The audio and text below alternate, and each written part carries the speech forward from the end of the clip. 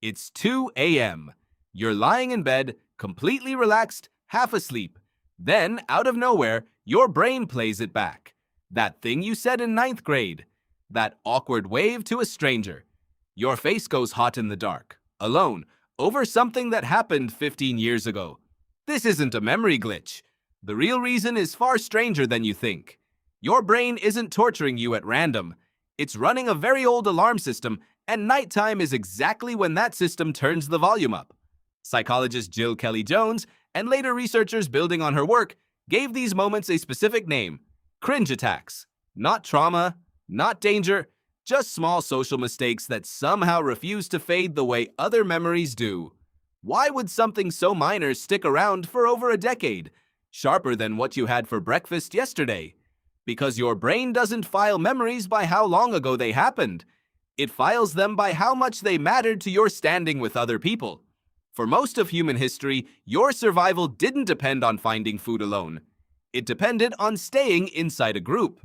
Neuroscientist Matthew Lieberman, who spent years studying the social brain, found that the brain regions activated by social rejection overlap almost exactly with the regions activated by physical pain. To an ancient brain, being laughed at and being physically hurt weren't that different. Both were threats to your place in the tribe. A tribe member who got exiled for one careless mistake didn't usually survive long alone. So evolution built something ruthless, a flashbulb memory system specifically for moments where you might have damaged your social standing. Not to punish you, to make absolutely sure you never make that exact mistake again. This is where it gets stranger. Psychologist Elizabeth Loftus, known for decades of memory research, found that emotionally charged memories get consolidated more strongly during sleep than neutral ones. Your brain doesn't file away emotionally intense experiences right away. It replays and strengthens them later, specifically while you're resting. Which means the moment you start winding down at night is exactly when your brain has the spare processing power to pull up old cringe-worthy memories and reinforce them, layer by layer, like sanding a groove deeper into wood. During the day, you're distracted. Traffic, conversations, tasks, notifications. Your prefrontal cortex, the part handling focus and planning, is busy. But at night, with nothing left to process, that busy signal disappears. The social alarm system that got tripped years ago finally gets a quiet moment to broadcast.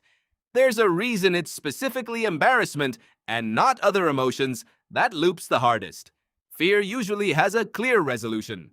The danger passes, and the memory can settle. Embarrassment often doesn't resolve the same way. There was no clean ending, no moment where everyone laughed and moved on together.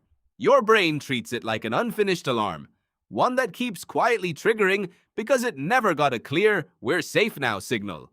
Cognitive scientists studying rumination found that the brain tends to replay unresolved social events far more than resolved ones, almost as though it's still trying to solve a problem that technically ended years ago. The loop isn't malfunction. It's your brain endlessly rehearsing a fix for a threat that no longer exists. Here's the part that should actually be reassuring. Researcher Thomas Gilovich ran a series of studies on what's called the spotlight effect, the tendency to believe other people noticed and remembered your mistake far more than they actually did. In his experiments, people consistently overestimated how much others noticed an embarrassing moment, sometimes by more than double. The stranger you waved awkwardly at 15 years ago almost certainly forgot within minutes. Their brain didn't flag it as a threat to their social standing because it wasn't their mistake. Only your brain kept the alarm running because only your brain had something at stake. So the 2 a.m. replay isn't proof that everyone remembers. It's proof that your ancient alarm system is still convinced the group is still watching, still judging, still deciding whether you belong. It's running outdated software built for a small tribe of maybe 150 people, where one bad moment really could follow you forever, applied to a world where the stranger from that memory doesn't even remember your face. The next time your brain drags up something from years ago at exactly the wrong hour, notice what's actually happening. That's not punishment. That's an ancient guard, still standing post, long after the threat it was built to watch for has already walked away. You didn't keep that memory because it mattered to anyone else. You kept it because, for a moment, some ancient part of you believed your place in the group depended on it.